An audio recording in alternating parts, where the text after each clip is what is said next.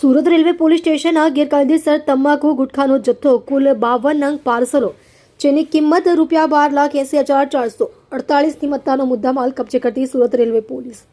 Police અધિક્ષક શ્રી અભય સોની સાહેબ પશ્ચિમ રેલવે વડોદરા તથા નાયબ પોલીસ અધિક્ષક શ્રી DH ગોર પશ્ચિમ રેલવે સુરત વિભાગ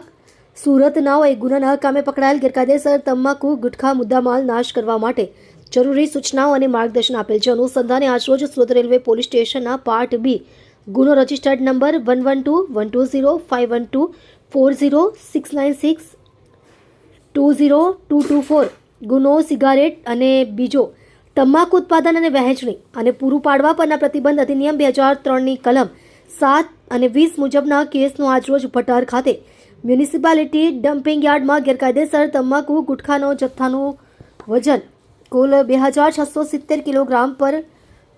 52 નંગ પાર્સલો જેની કુલ કિંમત ₹12,80,448નો મુદ્દામાલ નાશ કરવા માટે નામદાર કોર્ટનો હુકમ મેળવી હુકમની શરતોને આધીન નાશ કરવામાં આવેલ છે.